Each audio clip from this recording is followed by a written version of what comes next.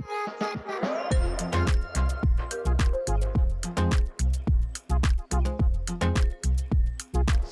morning, Andy, and thank Morning. you so much for talking to us at Glee TV this morning.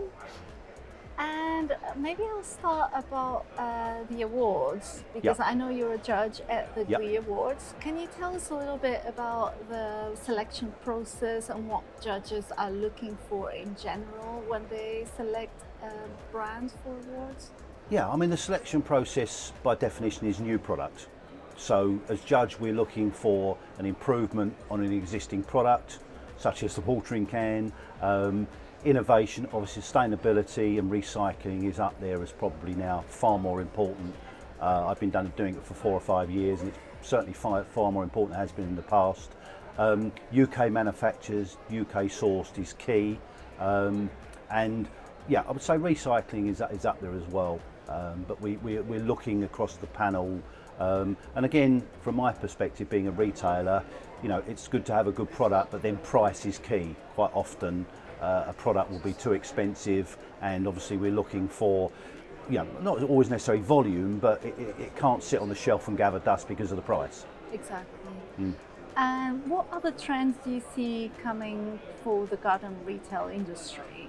Yeah, there's quite a few trends. I mean, obviously the biggest issue in the industry, the whole industry, is compost, peat-free. So the trend at the moment is to make sure that we've got peat-free products that are doing the job. And that, while that's not a trend, it's an important part of retail process at the moment.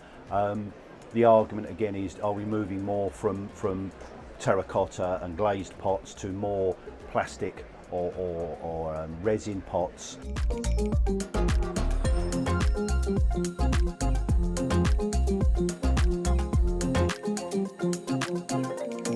And during the pandemic, many people took up gardening. Yes. And so there were a lot of, sales volume to that. Yeah. Do you think this is a trend that will continue in the future, or I not? think so. You know, with a lot of people working from home, all that vibe has changed a little bit. With, you know, a lot of people have been working from home, and now, you know, they've done that and they're moving on. But yeah, we've seen a good amount of retention, and I think also the children's angle, which is, you know, while they've been away from their businesses, or they've had to be home rather, the children have got into the garden, which is great. It's lovely to see children understand that, you know, potatoes actually grown in the ground, they're not on the shelves at Tesco's, type of thing, which is an old story, but it's still true. In terms of the garden retail industry in general, what are the main differences that you notice over the years? I think the product range has got a lot more diverse. I mean, one of the biggest rises in the last 4 to 5 years is garden decoration. You know, wind spinners, garden mirrors, and there's some very innovative companies out there, and they've made the product affordable. And many retailers still struggle with digitalization and how to bring the retail experience to e-commerce. Is this something that you also had to deal with in your own business, and how did you manage to do that? We do it in a small way. I mean, we are our centre, our business particularly, is far more interested in customers coming into the shop. We do online and e-commerce, but it's a real tough market, especially now with garden furniture. I mean, there's an overstock, obviously, as I'm sure you would know, of garden furniture. So that online is very, very cutthroat. We would like to see it grow naturally, but I do think one of the big advantages with e-commerce and online is products that are not easily findable.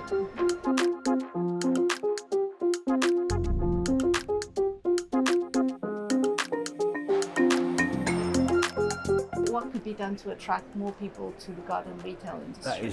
That is a very, very important question. It's an extremely difficult one. Everywhere you go, not just in horticulture, but staffing is the issue, and staff retention. The problem we have as an industry is that we need a lot of staff. You know, my particular area of expertise is the plants and the compost and the stoneware, and you know, we give a good service. So, I mean, we do a lot of probably simple training on site, and a lot of it it's not overly complicated if you're selling compost. The information is on the board, We would have the companies come in and give us the basics of information, again, on the compost and the pots and where they're manufactured. It's hugely important, but we do have a lot of specialist stuff. There's some good training companies out there, but you know, a lot of the time it would be done on site. You know, with garden furniture would be the same thing, and all the ranges. But the difficulty is that there is, you know, with most of what we do when it comes to specialist areas such as plant problems, you know, my plant's got yellow leaves or it's got spots on the leaf, and a lot of that you can't necessarily always read in a book. And the difficulty is we have, with something I try and steer clear of, when a customer's phoning up.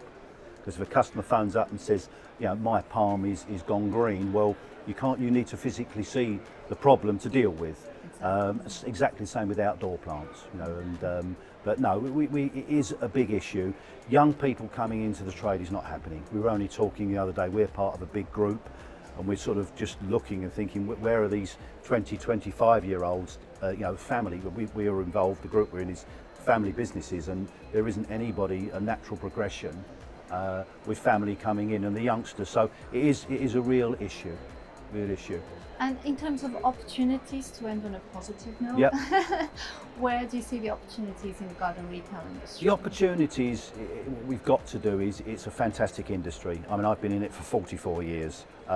It's very diverse. I have a son who's 20, and although he's going to be a professional footballer, hopefully, you know, the interest for him, we've got, as you said, we've got the internet, we've got the computer side, the social media. I think that's a big attraction. You know, I have two youngsters that have come up with me to look at the product, and they're very much looking at the social media angle, some of the houseplants, and that's the biggest growth at the moment in the industry. So, I mean, we're selling houseplants for £250 like that, and that, when it goes on social media, there's a big buzz. So that's, I think, an interesting angle, but it's a fascinating business. You know, you've only got to walk around the show.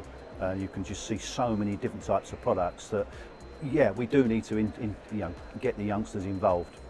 Thank you so much, Andy, for talking with us here at Glee TV. You're welcome. And thank you for watching.